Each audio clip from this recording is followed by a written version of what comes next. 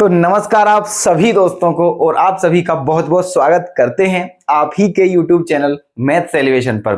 तो कैसे हो आप लोग? उम्मीद करता हूं आप सभी बहुत अच्छे होंगे और अपनी अपनी जो स्टडी है, जो एग्जाम की तैयारी है, उसे बहुत बेहतरीन तरीके से कर रहे होंगे।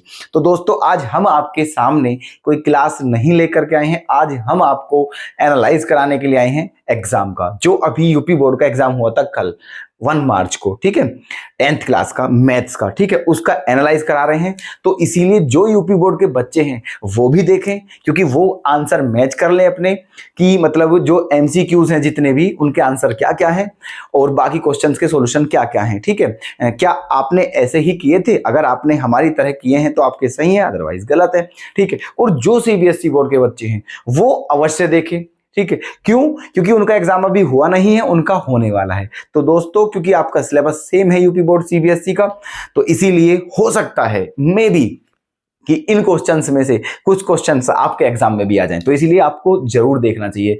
तो हमारे अकॉर्डिंग सभी बच्चे बिल्कुल ध्यानपूर्वक इस क्लास को अवश्य लें दोस्तों, क्योंकि ये क्लास आप सभी के लिए मोस्ट इंपॉर्टेंट क्लास है, ठीक है। तो चलिएगा शुरुआत करते हैं आज की अपनी इस क्लास की बहुत ही बेहतरीन तरीके से, ठीक है। और अगर आपको बीच में कोई भी डाउट हो प्लीज तो आप हमें कमेंट करके बता देना, ठीक है। चलिए तो शुरुआत करते हैं। आज ये हमारी क्लास लगभग छोटी सी समझ लीजिए, बहुत ज्यादा नहीं लेकिन छोटी मैराथन होने वाली है, ठीक है। कंटिन्यू चलते रहेंगे इसमें जब तक एग्जाम, ठीक है। चलिए तो देखो लिखा हुआ है सब कुछ, 10th क्लास है, मैथ्स का एग्जाम है, यूपी बोर्ड से है, एनालाइज हो रहा है, ठीक है। चलिए तो देखो पेपर हम आपके सामने लेकर के आए हैं, ठीक है। ये रहा दोस्तों यूपी बोर्ड का पेपर है आपका, ठीक है। चलिए अब देखते रहिएगा हाँ जी तो आपका हम सेट भी लिख देते हैं। कौन से सेट का पेपर है दोस्तों? ये है आपका 822 BZ, ठीक है। ये आपके सेट का नाम है, ठीक है, 822 BZ। अब देखिएगा ध्यान से, है ना। तो आपका जो है इसमें कितने टाइम दिया जाता है दोस्तों? 3.25 घंटे दिए जाते हैं। 15 मिनट पढ़ने के लिए दिए जाते हैं क्वेश्चन को, और 30 मतलब जो 3 आवर्स हैं वो आपको करने के लिए दी जाती हैं। तो हम आपसे बता रहे हैं कि आप ये ना सोचें दोस्तों कि एग्जाम को मिलने के तुरंत बाद आप करना शुरू कर दें, ऐसा बिल्कुल नहीं करना चाहिए। पहले ध्यानपूर्वक 10-15 मिनट आपको एग्जाम को पढ़ना चाहिए, उसके बाद क्वेश्चन स्टार्ट करने चाहिए करने, ठीक है। चलिए तो देखो शुरुआत करते हैं अपनी, ठीक है। तो सबसे पहले क्या है दोस्तों, इसमें सेक्शन ए, ठीक है ना। सेक्शन ए है आपका, ये सेक्शन ए। अब ये सेक्शन ए जो है दोस्तों, इसमें एमसीक्यूज क्वेश्चन है, 20 क्वेश्चन है, ठीक है, सीधे सीधे। अब देखना, ठीक है, हम आपको बता रहे हैं, देखते रहें। तो फर्स्ट क्वेश्चन आपका क्या है? फर्स्ट क्वेश्चन है आपका HCF ऑफ द नंबर्स 96 और 440, है ना। 96 और 404 ये दो नंबर दिए हुए हैं आपको, और इनका जो HCF है, इनका जो HCF है वो HCF वो आपको 4 दिया हुआ है, ठीक है। तो आपसे दोस्तों इनका LCM पूछा है। देखना कितना इजी क्वेश्चन है, बताइए आप, ठीक है। हमने सोचा भी नहीं था कि इतना इजी क्वेश्चन आएगा, ठीक है। ये है देखो, दोनों नंबर दिए हुए हैं और HCF दिया है, वो LCM पूछा है। तो उम्मीद करता हूं ये आप बहुत अच्छे से कर लेंगे। फॉर्मूला क्या होता है आपको पता होगी, HCF गुना LCM बराबर first number into second number, ठीक है। ये लग जाएगा। तो HCF कितना है दोस्तों? 4। LCM आपको बताना है। फर्स्ट नंबर है 96, सेकंड नंबर है 404, क्लियर है। तो 4 से यहां डिवाइड कर दीजिए आप, तो क्या बार 101, है ना, ऐसे। तो LCM क्या आ जाएगा? जब इन दोनों की मल्टीप्लाई करोगे आप, तो आपके ऑप्शन दिए हुए हैं दोस्तों, आपका आंसर आ जाएगा, है ना, 9696, ये आ जाएगा। अब देख लीजिए दोस्तों किसका आंसर सही है और किसका गलत है, ठीक है। तो ये डी ऑप्शन है आपका 9696, है ना, ये है इसका आंसर। क्लियर। चलिए अब नेक्स्ट क्वेश्चन देखते हैं। क्वेश्चन नंबर सेकंड जो है आपका वो क्या है? देखो सेकंड है आपका, the distance of the point 2,5 from the origin will be, मतलब एक पॉइंट दिया है आपका 2,5 और उसकी क्या बतानी है आपको, डिस्टेंस। किससे बतानी है दोस्तों, ओरिजिन, और ओरिजिन क्या होते हैं 0 0, मतलब इस पॉइंट की इस पॉइंट से आपकी डिस्टेंस बतानी। तो डिस्टेंस फॉर्मूला आप जानते हो, ठीक है, ये x1 y1 है और ये x2 y2 है। तो डिस्टेंस फॉर्मूला क्या होता है, under root x1 minus x2 का होल स्क्वायर। तो 2 माइनस 0 क्या होगा 2, और 2 का स्क्वायर क्या होगा 4, और 5 माइनस 0 क्या होगा 5, और 5 का स्क्वायर क्या होगा 25। तो आंसर क्या आ जाएगा दोस्तों आपका, √29। ओके, तो ये है आपका ऑप्शन सी है इसमें, ठीक है। अब देखते हैं क्वेश्चन नंबर 3। देखो कितना आसान क्वेश्चन है। क्वेश्चन 3 तो बहुत ही आसान है। √2 + tan 45, √2 + tan 45 की वैल्यू आपको बतानी है क्या होगी, ठीक है। तो देखो √2 को तो आप √2 ही लिखोगे, लेकिन tan 45 की वैल्यू क्या होती है, 1 होती है। यही आपका आंसर है, ठीक है। तो ये है आपका ऑप्शन सी, क्लियर। चलिए नेक्स्ट क्वेश्चन देखते हैं। नेक्स्ट आपका दिया हुआ है question number 4, sec square a minus tan square a किसके बराबर होगा। Sec square a minus tan square a की वैल्यू क्या होगी। तो ये तो सीधे सीधे ट्रिगोनोमेट्रिक आइडेंटिटी है दोस्तों। Sec square a minus tan square a तो 1 होता है, sine square a plus cos square a भी 1 होता है, और cosec square a minus cot square a भी 1 होता है। तो इसकी वैल्यू क्या हो जाएगी दोस्तों, 1। तो ये आंसर आपका क्या है, 1। ऑप्शन आपका ये है, ऑप्शन ए ही इसका करेक्ट है, ठीक है।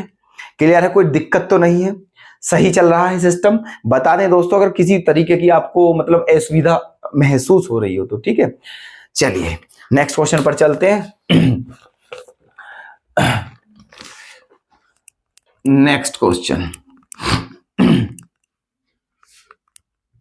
बहुत इजी क्वेश्चन है। अगर आपको नोट भी करना हो तो आप कर सकते हो, हम आपको इतना टाइम दे देंगे, ठीक है। बीच में थोड़ा सा हम हट जाया करेंगे, है ना, उस टाइम पर आप नोट कर सकते हो। ओके, चलिए अब देखते हैं क्वेश्चन नंबर 5। क्वेश्चन नंबर 5 तो क्वेश्चन नंबर 5 क्या है आपका, 2x + 3y = 11, 2x + 3y = 11 दिया हुआ है ना। और कहा है अगर इसमें x के प्लेस पर, अगर इसमें x के प्लेस पर 1 रख दिया जाए तो y की वैल्यू क्या होगी, ये दिया हुआ है। बताइए कितना इजी क्वेश्चन है। तो आप यहाँ x के प्लेस पे 1 रख दीजिए यहाँ पर, तो ठीक है। तो क्या हो जाएगा, ये ऐसे इक्वल्स टू ये हो जाएगा। तो 2 1 जा 2, जब 2 यहाँ माइनस होगा 11 में से तो क्या बचेगा दोस्तों, 9 बचेगा। 3y = 9, और 3 से कितनी बार जाएगा, 3 बार। तो y की वैल्यू क्या आ जाएगी, 3। ओके, तो ये है आपका क्वेश्चन नंबर 5 का आंसर है आपका ऑप्शन बी, ठीक है। ओके, है ना। नेक्स्ट क्वेश्चन देखते हैं, क्वेश्चन नंबर 6। ये दिया है आपको, एक एपी दी हुई है दोस्तों, एपी है ना, 21 18 15 ऐसे करके ये एपी है। और ये कहां तक है ना, इसमें क्वेश्चन हम आपको पढ़कर बता रहे हैं। क्वेश्चन में बोला है the value of a term of an AP इतना इज -81, ठीक है।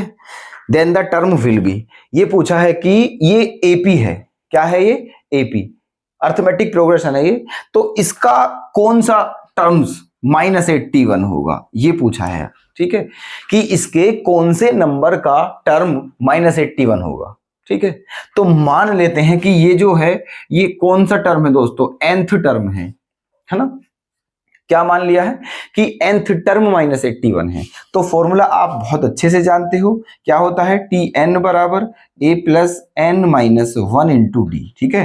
तो Tn के प्लेस पर क्या रखते हैं, -81, a की वैल्यू क्या है आपकी 21, ठीक है, प्लस n आपको बताना है, और d की वैल्यू क्या है -3, क्योंकि इसमें से जब इसको माइनस करोगे तो क्या आ जाएगा, -3, ठीक है। अब इसे आप इधर ले जाइए तो ये क्या हो जाएगा, माइनस हो जाएगा, दोनों को प्लस कर दीजिए, क्योंकि -81 को -21 में क्या करना है, प्लस, ठीक है, कर दीजिए। तो क्या आ जाएगा, ये आ जाएगा आपका -102, ठीक है। और उधर क्या बचा आपका n-1 इंटू -3। अब -3 से जब इसमें डिवाइड करोगे है ना, तो कितनी बार जाएगा दोस्तों ये 34 है ना, क्योंकि माइनस से माइनस कैंसिल हो जाएगा, 3 3 जा 9 और 3 4 जा 12। ठीक है, अब इधर क्या बचा n-1, 1 को इधर ले जाइए तो n बराबर क्या आ गया है 35 है ना। तो इसलिए 35 जो टर्म्स है, ठीक है, वो क्या होगी -81 है ना। मतलब इस अर्थमेटिक प्रोग्रेशन का जो 35वां पद होगा वो -81 होगा। ठीक है, क्वेश्चन नंबर आपका 6 है ये, तो इसका आंसर है आपका ऑप्शन सी। ठीक, यहां तक कोई दिक्कत? ठीक है, चलिए आगे चलते हैं। Question number 7। क्वेश्चन नंबर 7 में कहा है आपसे there are 2 blue 3 white and 4 red balls. ठीक है, ब्लू बॉल कितनी है 2, रेड बॉल कितनी है दोस्तों 2 ब्लू है, रेड 4 है और व्हाइट है आपकी 3। ठीक है, ऐसे एक बैग है, क्या है एक बैग, उसमें 2 ब्लू बॉल हैं, 4 रेड बॉल हैं और 3 व्हाइट बॉल हैं। ठीक है, आगे क्या कहा है फिर 1 ball is taken out randomly from this bag, the probability of the ball is not red। ठीक है, तो क्वेश्चन में कहा है कि एक थैले में 2 ब्लू बॉल हैं, 4 रेड हैं और 3 व्हाइट हैं, है ना, एक थैले में, तो उसमें से एक बॉल निकाली जाती है। तो इस बात की प्रोबेबिलिटी बतानी है हमें कि वो बॉल रेड ना हो। ठीक है, वो बॉल रेड ना हो, इस बात की प्रोबेबिलिटी। ठीक है, चलिए तो देखो प्रोबेबिलिटी, तो एक बात बताइए दोस्तों, बॉल कितनी निकालनी है एक। ठीक है, तो टोटल बॉल कितनी है दोस्तों 2 4 और 3, टोटल बॉल कितनी है 9, टोटल बॉल कितनी है 9 है ना। ठीक है, अच्छा हम रेड बॉल नहीं हमें निकालनी है और कोई सी भी आ जाए चाहे, और एक ही निकालनी है। तो रेड कितनी है दोस्तों 4 बॉल हैं, तो टोटल कितनी है 9 बॉल। ठीक है, तो वो बॉल व्हाइट मतलब ब्लू भी हो सकती है, व्हाइट भी हो सकती है, बट रेड ना हो। तो ब्लू कितनी है 2 और व्हाइट कितनी है 3, तो 3 और 2 क्या हो गया है 5। इसका मतलब उसके जो फेवरेबल आउटकम्स हैं वो कितने हैं 5 और टोटल आउटकम्स कितने हैं 9, क्योंकि रेड ना होनी चाहिए। तो ठीक है, तो सीधा सीधा है आपका आंसर आ जाएगा 5/9, क्योंकि प्रोबेबिलिटी क्या होता है total favourable outcomes upon total outcomes. ठीक है, 5/9। ठीक है, ऑप्शन ए ही इसका करेक्ट हो जाएगा। क्लियर है? ठीक है, नेक्स्ट क्वेश्चन पर चलते हैं, क्वेश्चन नंबर 8। तो क्वेश्चन नंबर 8 है आपका क्वेश्चन नंबर 8 है आपका the probability that an event to happen surely will be, है ना। मतलब आपको बताना है the probability that an event to happen surely will be, मतलब उस इवेंट है ना, उस इवेंट की प्रोबेबिलिटी क्या होगी जो डेफिनेटली, ठीक है, जो डेफिनेटली क्या होती है घटती ही घटती है, मतलब होती ही होती है, मतलब किसी घटना, कोई घटना है, ठीक है, वो निश्चित रूप से घटती है, ठीक है, तो उसकी प्रोबेबिलिटी क्या होगी, वो काम होना ही होना है बिल्कुल, है ना, तो उसकी प्रोबेबिलिटी दोस्तों 1 होती है। ठीक है, जैसे समझिए हम कोई क्वेश्चन करने लगते हैं, है ना, और हमें पता है उसकी, ठीक है, कि वो 100% हमें आता है, वो 100% हमारा सही ही होगा क्वेश्चन, क्योंकि हमें वो आता है, तो उसकी प्रोबेबिलिटी क्या होगी दोस्तों 1। ठीक है, क्योंकि कोई डाउट ही नहीं है ना, कोई डाउट ही नहीं है, बिल्कुल श्योर है हम कि ये काम होगा ही होगा।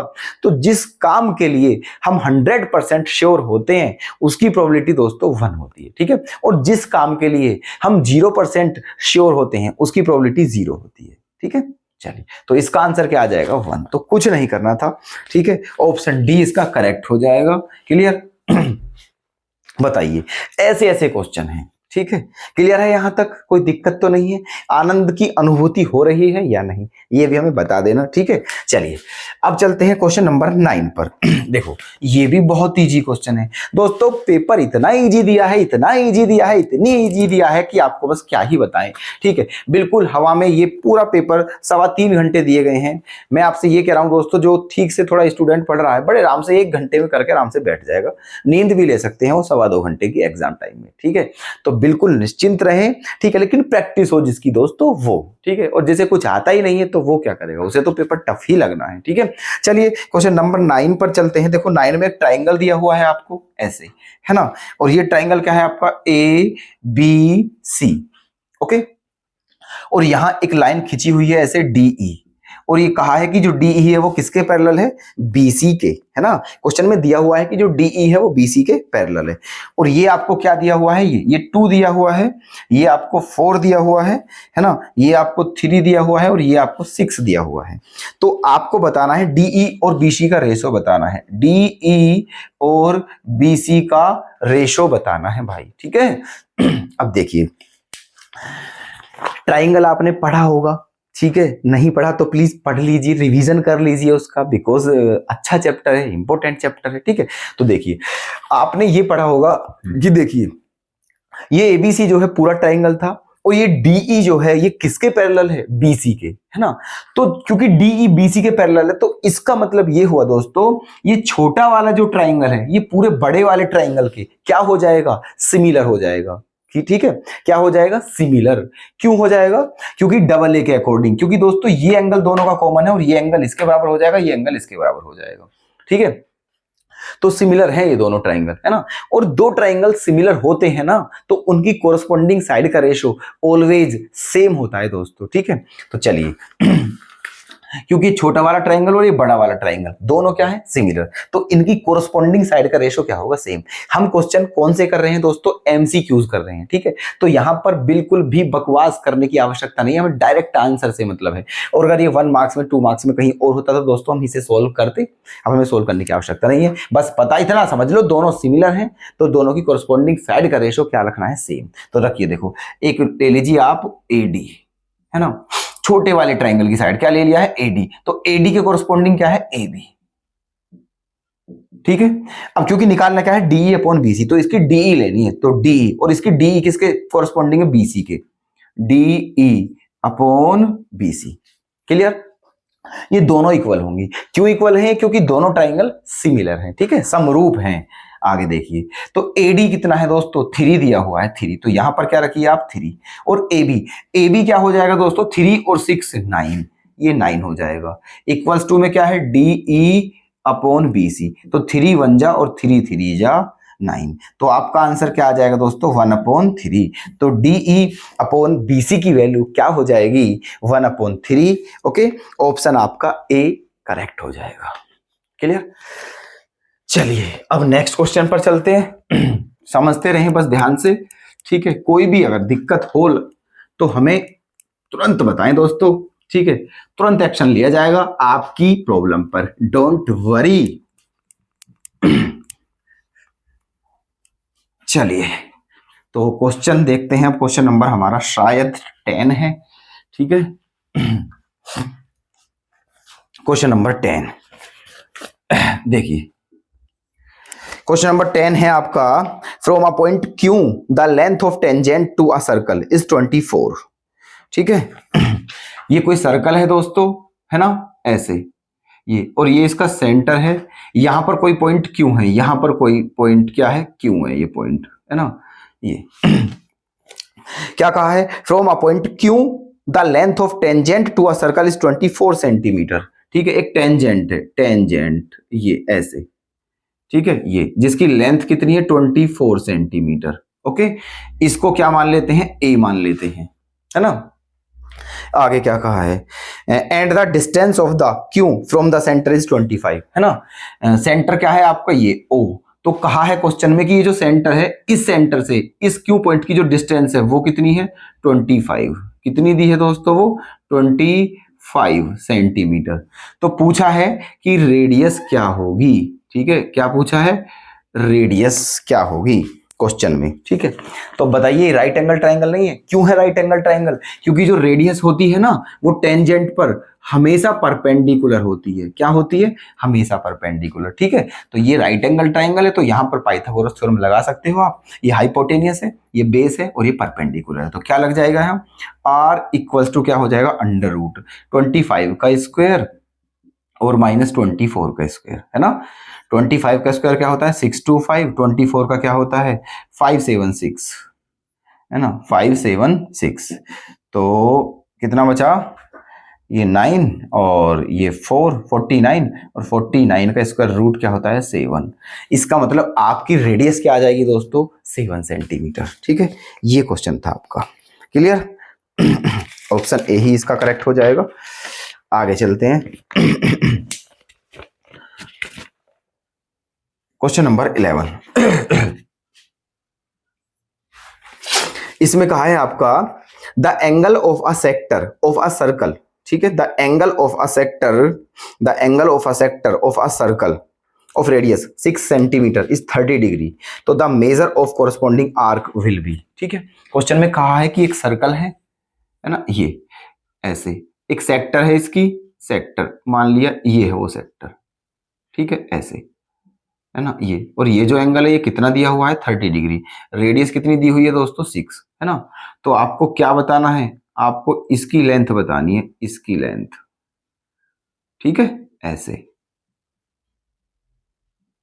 ये L समझ में आई बात, है ना।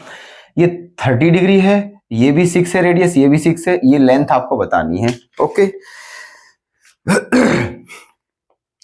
अब देखिए क्लियर, क्वेश्चन समझ में आ गया है ना। ये तो अब इन देखो ये कितनी वो हो चुकी है दोस्तों, 3 डेटा है यहाँ पर, 3 डाटा, ठीक है। क्या क्या है, एक तो रेडियस हो चुकी है आपकी R, है ना, एक थीटा हो चुका है आपका, और एक ही क्या है लेंथ आपको बतानी है, ठीक है। तो आपको पता होना चाहिए कि थीटा L R इन तीनों में रिलेशन क्या होता है, तो नहीं पता तो हम बता देते हैं। देखो फॉर्मूला होता है दोस्तों थीटा बराबर L/R रेडियन, ठीक है, ये होता है थीटा बराबर L/R रेडियन। मतलब इस फॉर्मूले में जो एंगल होता है वो रेडियन में होता है, डिग्री में नहीं होता है, ठीक है। चलिए तो इस फॉर्मूले को यहाँ लगा सकते हो आप, तो थीटा कितना है 30 डिग्री, लेकिन आपको किस में लेना है, रेडियन में, ठीक है। तो 30 डिग्री को क्या लिख सकते हो आप, π/6 लिख सकते हो, ठीक है। रेडियन में अब सोचोगे आप रेडियन में कैसे बदलते हैं, ठीक है। देखो तो डिग्री को रेडियन में बदलने के लिए कुछ स्पेशल नहीं करने की आवश्यकता होती है आपको, बस क्या करना है आपको π/180 की मल्टीप्लाई करनी होती है, ठीक है। तो देखो 36 जा आ गया है ना π/6, ऐसे बदल जाएगा सिंपल, ठीक है। चलिए और L आपको बताना है और R कितना है आपके पास 6, ठीक है। तो देखो 6 से 6 कैंसिल हो गया है, आपका आंसर क्या आ गया है दोस्तों पाई, ठीक है। तो ये आपका ऑप्शन बी करेक्ट है इसमें क्वेश्चन में, ठीक है, समझ में आ गया है, ठीक है। चलिए नेक्स्ट आगे चलते हैं। क्वेश्चन नंबर 12 ये आपका दिया हुआ है जो है कि the height of a solid cylinder of radius, और दोस्तों इस क्वेश्चन पेपर में दोनों लैंग्वेज दी हुई हैं आपकी, है ना, इंग्लिश भी और हिंदी भी, और सीबीएसई के लिए भी दोनों लैंग्वेज ही आएंगी, तो बिल्कुल दिक्कत वाली बात नहीं है, ठीक है।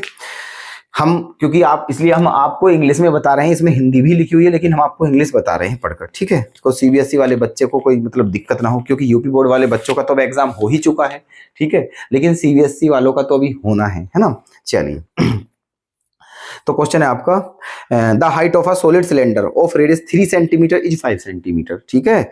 The height of a solid cylinder of radius 3 centimetre is 5 centimetre, मतलब कहा है एक क्या है दोस्तों, एक सिलेंडर है, ये रहा, है ना, ऐसे, और इसकी रेडियस क्या है, इसकी जो रेडियस है वो कितनी है ना, इसकी रेडियस है 3 सेंटीमीटर, है ना, ऐसे, ठीक है, और इसकी जो हाइट है वो क्या है 5 सेंटीमीटर।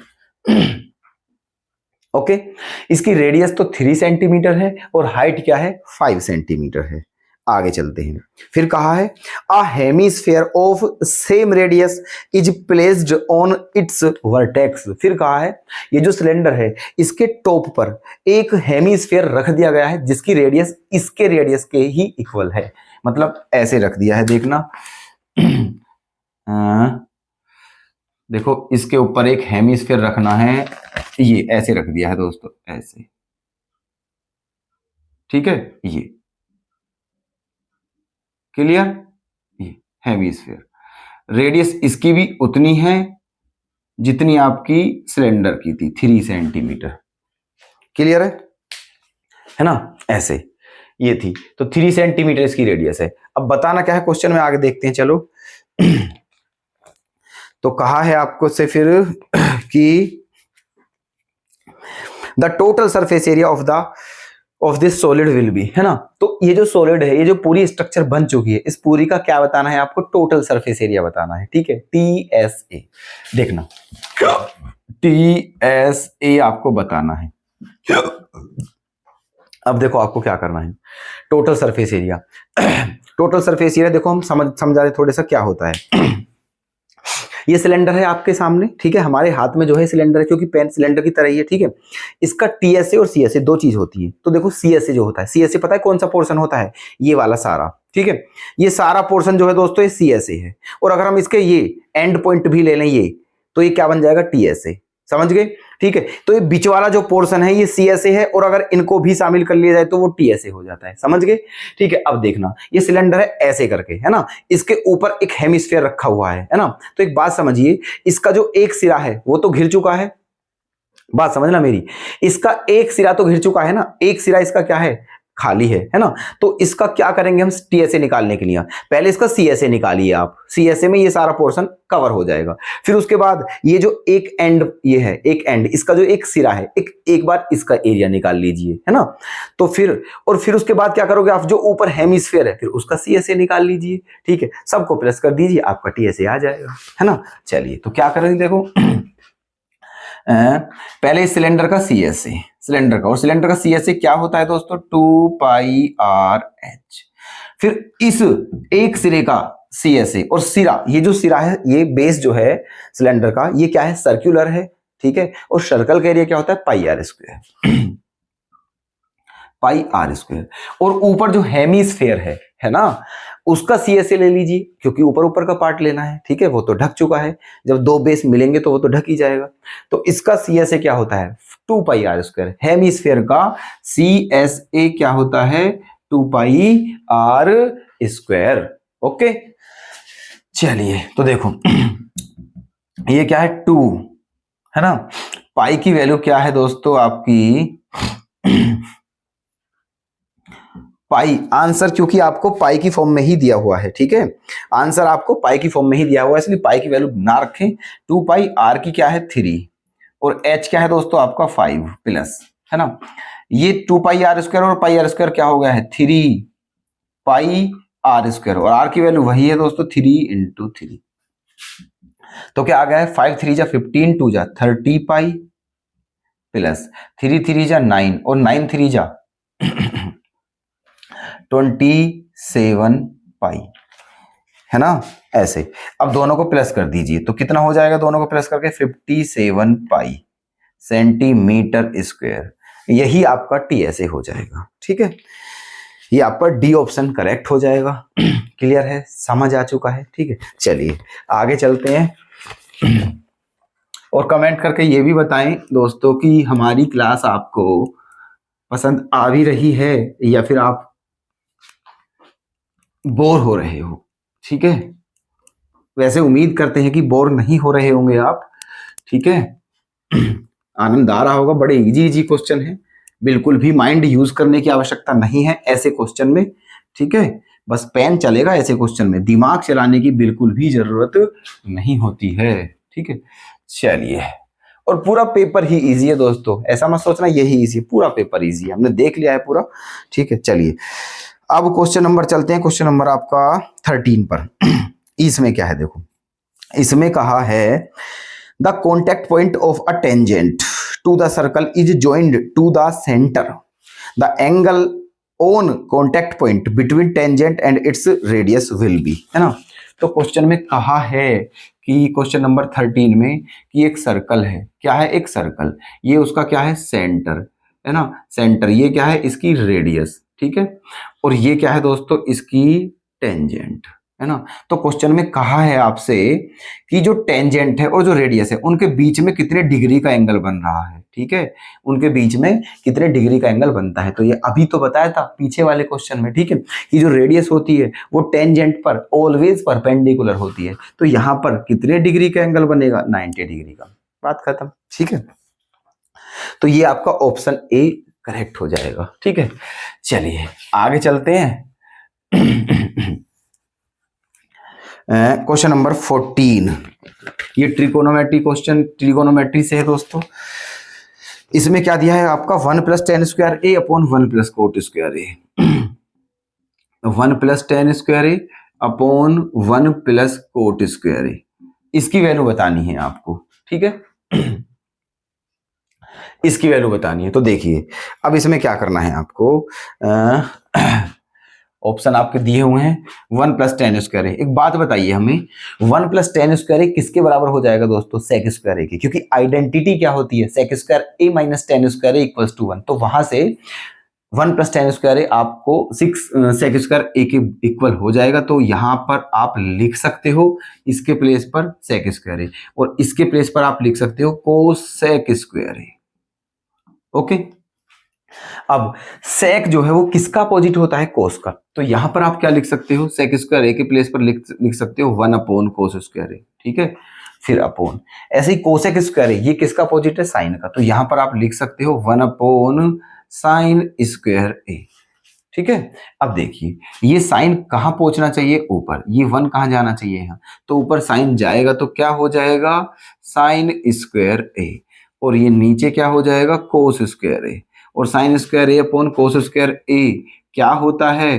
टेन स्क्वायर ए। यही आंसर है आपका, ठीक है।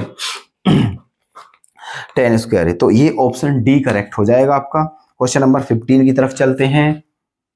15 इसमें कहा है आपका कि एन आर्क ऑफ अ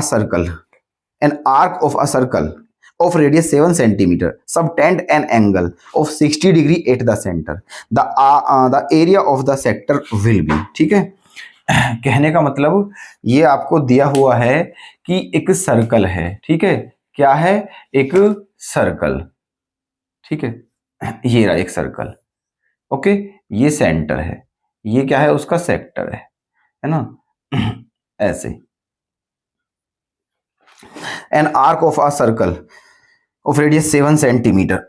ये जो सर्कल है इसकी रेडियस कितनी है? 7 है ना। और एंगल ये यहाँ पर कितने डिग्री का एंगल है? 60 डिग्री का एंगल है। तो आपको एरिया बताना है। तो ये जो सेक्टर है, ये जो पोर्शन है पूरा, इस पूरे का आपको क्या बताना है? एरिया, ठीक है। तो सेक्टर का एरिया जो होता है ना, सेक्टर का एरिया जो होता है वो क्या होता है दोस्तों? Pi r square theta upon 360, है ना। Pi r square theta upon 360, okay. Pi, तो पाई के प्लेस पे क्या रखोगे आप? 22/7, और आर क्या है आपकी? 7, तो 7 × 7। थीटा क्या है आपका दोस्तों? 60, और अपॉन में क्या रखोगे? 360। क्लियर है? तो देखो 7 से 7 कैंसिल, 60 से 6 टाइम्स, ठीक है। कितनी बार? 3, कितनी बार? 11। तो ऊपर क्या आ जाएगा? 11 7 जा 77, और अपॉन में 3, ठीक है। यही आपका क्या हो जाएगा? Answer 77/3 centimetre square. Option B is correct, okay. बता दिए, सही है ना सिस्टम। नेक्स्ट क्वेश्चन चलते हैं, ठीक है। रफ कर दें? हाँ जी, चलो देखो कैसे लग रहे हैं क्वेश्चन। इन्हें देखकर आपका कॉन्फिडेंस बढ़ रहा होगा, ठीक है, कि ऐसे भी पेपर में क्वेश्चन आएंगे तो आप तो टॉप ही कर जाओगे, है ना। चलिए क्वेश्चन नंबर 16। इसमें क्या है? किसी गोले का वक्र पृष्ठीय क्षेत्रफल, ठीक है। गोले का वक्र पृष्ठीय क्षेत्रफल या संपूर्ण पृष्ठीय क्षेत्रफल, मतलब CSA या TSA एक ही बात होती है, ठीक है। The surface area of a sphere, है ना। स्फीयर का सरफेस एरिया दिया हुआ है आपको कितना? ये 452 कंप्लीट 4/7 सेंटीमीटर स्क्वायर। तो आपको इट्स रेडियस, ठीक है, इसकी रेडियस बतानी है ना। चलिए, तो ये किसके इक्वल होना चाहिए?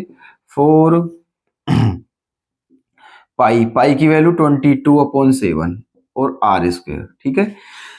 क्योंकि स्फीयर का जो सरफेस एरिया होता है वो 4πr² होता है, इक्वल्स टू ये। अब इसकी इसमें मल्टीप्लाई करके प्रेस करना है, ठीक है। तो कितना आ जाएगा? ये 7 2 जा 14, 1 7 5 जा 35, 3 7 4 जा 28, और 3 31, और प्लस 4 करना है इसमें, है ना। तो क्या हो जाएगा? 3168, है ना। ये हो जाएगा 3168/7। क्लियर? ये अब देखो 7 से 7 क्या हो गया है? कैंसिल, है ना। 4 से इसे डिवाइड दीजिए, है ना। 4 7 जा 28, 3 6, 4 9 जा और 4 2 जा। ओके, अब फिर 11 से 11 2 जा, 11 7 जा, 11 2 जा, और फिर 2 से कितनी बार 36। इसका मतलब दोस्तों आर स्क्वायर क्या है आपका 36, तो आर क्या हो जाएगा 6। ओके, ऑप्शन ए करेक्ट है आपका। ठीक है, चलिए नेक्स्ट क्वेश्चन पर आते हैं। क्वेश्चन में दिया हुआ है आपका क्वेश्चन नंबर 17 है, ये है आपका 17। एक पोलिनोमियल दिया हुआ है आपको जो px करके है 4x² माइनस 4x माइनस 1, और क्या बताना है इसमें आपको बताना है the product of zeros of the quadratic polynomial px। ठीक है, ये जो पोलिनोमियल दिया हुआ है इसके जो जीरोस हैं उनका प्रोडक्ट बताना है आपको। ठीक है, प्रोडक्ट, और आपको पता है ये कैसा पोलिनोमियल है, क्वाड्रेटिक पोलिनोमियल है, क्योंकि इसकी हाईएस्ट पावर क्या है 2। तो क्वाड्रेटिक पोलिनोमियल के दो रूट होते हैं, दो जीरोस होते हैं, अल्फा और बीटा। ठीक है, अल्फा और बीटा, तो उनके प्रोडक्ट का फॉर्मूला क्या होता है दोस्तों, c/a होता है, और अल्फा प्लस बीटा बराबर क्या होता है -b/a। तो आपको अल्फा इंटू बीटा बताना है, तो c/a। ठीक है, जब आप इस इक्वेशन की कंपेयर स्टैंडर्ड इक्वेशन के साथ करोगे ax² + bx + c, तो वहां से आपको c की वैल्यू क्या मिलेगी -1, और a की वैल्यू क्या मिलेगी 4, और यही आपका क्या आ जाएगा आंसर -1/4। ओके, चलिए चलते हैं नेक्स्ट क्वेश्चन पर। Question number 18। क्वेश्चन नंबर 18, तो इसमें क्या कहा है दोस्तों, 3x² माइनस 4x प्लस 4/3 = 0। ठीक है, 3x² माइनस 4x प्लस 4/3 = 0। अब क्या बताना है आपको, the discriminant of quadratic equation इतना। ठीक है, इसका डिस्क्रिमिनेंट बताना है, जिसे हिंदी में विविक्तर बोलते हैं, डी बताना है आपको। ठीक है, सबसे पहले इस इक्वेशन को थोड़ा सॉल्व कर लीजिए। तो आप क्या करोगे, यहाँ 3 क्या आ जाएगा एलसीएम, तो 3 3 जा 9x² माइनस के 3 4 जा 12x प्लस क्या आ जाएगा 4 = 0। ठीक है, ये आ गया है। अब यहां से जब आप इसकी कंपेयर स्टैंडर्ड इक्वेशन के साथ करोगे, किसके साथ, ax² + bx + c = 0 के साथ, तो a की वैल्यू क्या आ जाएगी आपकी 9, b की वैल्यू क्या आ जाएगी -12, और c की वैल्यू क्या आ जाएगी 4। आपको बताना क्या है दोस्तों, डिस्क्रिमिनेंट बताना है। तो इसका फॉर्मूला क्या हो जाएगा आपका, ये होता है b² - 4ac, ये होता है डिस्क्रिमिनेंट का फॉर्मूला। ठीक है, तो b की वैल्यू क्या है -12, तो -12 का स्क्वायर करोगे तो प्लस 144 आ जाएगा। ठीक है, माइनस का 4 × a की वैल्यू क्या है 9 है ना, और c की वैल्यू भी क्या है 4 है। चलिए तो क्या करते हैं, देखो 144 माइनस के 4 4 जा 16, और 16 9 जा दोस्तों 144 ही होता है, और ये दोनों कट जाएंगे तो आंसर आपका आ जाएगा 0। तो इसका मतलब आपका इस क्वेश्चन में जो डिस्क्रिमिनेंट था वो क्या हो जाएगा 0। ठीक है, ए ऑप्शन ही इसका करेक्ट हो जाएगा। क्लियर है, चलिए नेक्स्ट क्वेश्चन पर चलते हैं। पूरे 22 क्वेश्चन और बचे हुए हैं अभी आपके इस सेक्शन के। ठीक है, क्योंकि पूरे एमसीक्यू जो आते हैं वो पूरे 20 क्वेश्चन आते हैं एमसीक्यू में, है ना। चलिए तो 18 हो चुके हैं, 2 क्वेश्चन और देख लेते हैं क्या है। क्वेश्चन नंबर 19 में, अच्छा ये आपका स्टैटिस्टिक्स चैप्टर से दे दिया हुआ है। ठीक है, क्या पूछा है, the mean from the following table, the mean from the following table will be. Mean पूछा है आपको, टेबल दी हुई है। ठीक है, देखना अच्छा क्वेश्चन है, इंपॉर्टेंट भी है और बहुत इजी भी है ना। ये रहा, ऐसे करके दे दिया है आपको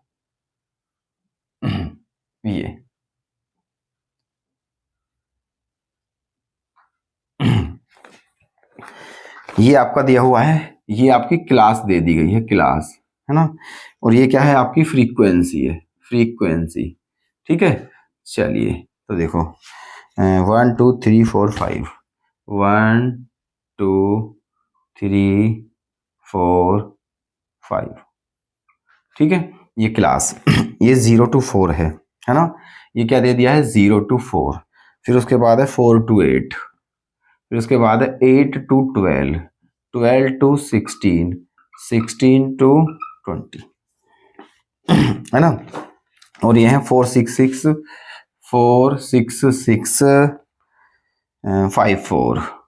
ये है ऐसे। ठीक है, आपको बताना क्या है दोस्तों, इसमें मीन बताना है। क्या बताना है? मीन, है ना। तो देखो मीन का फॉर्मूला क्या होता है, वैसे सम अपॉन नंबर होता है, लेकिन अगर टेबल ना दी हुई हो तो। लेकिन अगर टेबल दी जाए दोस्तों, ठीक है, फ्रीक्वेंसी टेबल दे दी जाए, तो तब आपका मीन जो होता है उसका फॉर्मूला होता है sigma F x upon sigma F. ठीक है, क्या होता है formula? Sigma F x upon sigma F. ठीक है, तो इसका मतलब है ना क्या करें, अभी आपको यहां पर ये दो टेबल और बनानी पड़ेंगी। यहाँ आपको x निकालना पड़ेगा और यहाँ आपको fx निकालना पड़ेगा। ठीक है, x क्या होता है दोस्तों? x होती है है ना, मिड वैल्यू होती है, मध्य मान होता है। ठीक है, चलिए कहाँ से निकालते हैं? क्लास से। तो 0 और 4, है ना, 0 और 4 को प्लस कीजिए तो क्या आएगा? 4, और फिर 4 का हाफ कर दीजिए तो क्या आ गया? 2, है ना। 8 और 4 को प्लस कीजिए, 12 आएगा, 12 का हाफ कर दीजिए, क्या आएगा? 6, है ना। ऐसे ऐसे करना है। तो बार बार आपको इधर देखने की आवश्यकता नहीं है, बस यहीं से देख लीजिए। 2 के बाद क्या है? 4, कितने का गैप है? 4 का। तो 4 का गैप करके चल लिख दीजिए। ठीक है, तो 2 और 4 6, है ना, 6 और 4 10 14 18, है ना, ये आ गया है ना।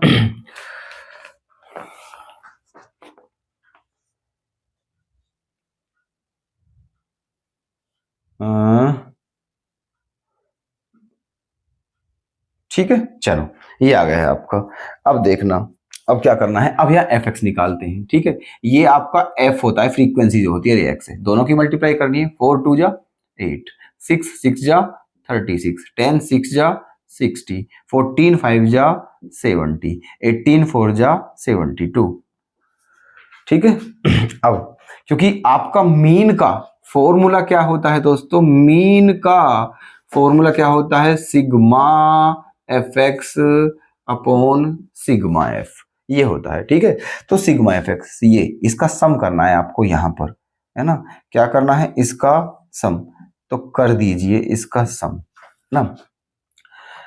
देखिए एक काम, ये क्या है? 72, 72 में 8 प्लस कीजिए, कितना हो गया है? पूरा 80। ठीक है, 80 और 60 क्या हो गया है दोस्तों? 140, है ना, 140, 140 और 70 क्या हो गया है? 210। ठीक है, 210 में 36 और प्लस करना है, तो क्या हो गया है? 210 में 246, है ना, 246 हो गया है। और क्या निकालना है? सिग्मा एफ करना है, इसको भी प्लस करना है, यहाँ कर दीजिए। 4 और 6 10, 10 और 10 20, और 5 25, ये 25 है। वैल्यू रख दीजिए, आंसर निकाल दीजिए, तो क्या हो जाएगा बताना हमें एक बार। 246 अपॉन 25। ओके, अब इसमें 25 से क्या करना है? डिवाइड। तो एक काम कर दीजिए, 25 का टेबल पढ़ोगे आप, 25 का टेबल पढ़ोगे पढ़ोगे तो एक तरीका हम आपको बता देते हैं। 25 का टेबल बिल्कुल ना पढ़ें, 4 से ऊपर मल्टीप्लाई कर दें, 4 से नीचे मल्टीप्लाई कर दें। ठीक है, कितना आ जाएगा? 4 6 जा 24, है ना, कैरी 2, 4 4 जा 16 और 2 18, 1 4 2 जा 8 और 9, और अपॉन में क्या हो गया है दोस्तों? 100। ठीक है, अब 100 से डिवाइड देना कितना इजी है, बस 2 डिजिट के बाद पॉइंट ही तो लगाना है, इधर तो लगा दीजिए। तो आपका आंसर क्या आ गया है? 9.84। ठीक है, 9.84, तो ये ऑप्शन सी आपका बिल्कुल सही हो जाएगा। ठीक है, समझ आ चुका होगा आपके, क्लियर। अगर नोट करना चाहते हो तो कर लें, स्क्रीनशॉट ले लें, वीडियो को पॉज कर लें यहाँ पर। ठीक है, चलिए अब लास्ट क्वेश्चन चलते हैं हम। लास्ट क्वेश्चन क्या है आपका? ये भी आपका इसी से है, स्टैटिक से, है ना, इसे सांख्यिकी बोलते हैं हिंदी में। यूपी बोर्ड वाले भी देखते रहें ध्यान से, अपने क्वेश्चन आंसर मैच कर लें। ठीक है, कितने क्वेश्चन सही हैं आपके।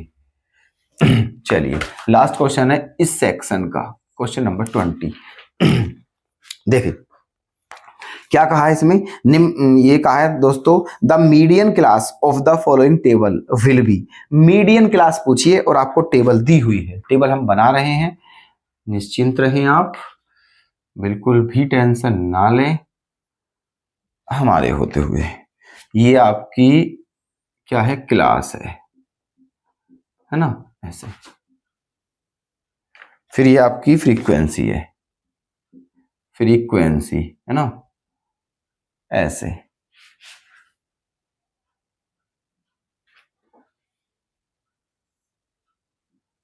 ये है ना। तो यहां पर आपको CF निकालना पड़ेगा, ठीक है, क्यूमुलेटिव फ्रीक्वेंसी। कौन सी, क्यूमुलेटिव फ्रीक्वेंसी निकालनी होती है। ध्यान रखना जब आप मीडियन निकालते हो ना, है ना, तब आपको क्यूमुलेटिव फ्रीक्वेंसी निकालनी पड़ती है, क्योंकि यहां पर भी आपको क्या बताना है, मीडियन क्लास बतानी है। मीडियन क्लास, ठीक है, माध्य का वर्ग या माध्यक वर्ग, ठीक है।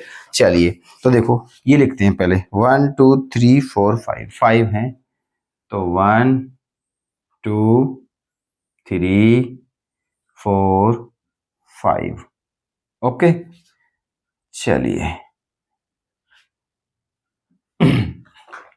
क्लास, तो ये क्या दी हुई class, 0 to 10, 10 to 20, 20 to 30, 30 to 40 और 40 to 50, ठीक है, ये दी हुई है।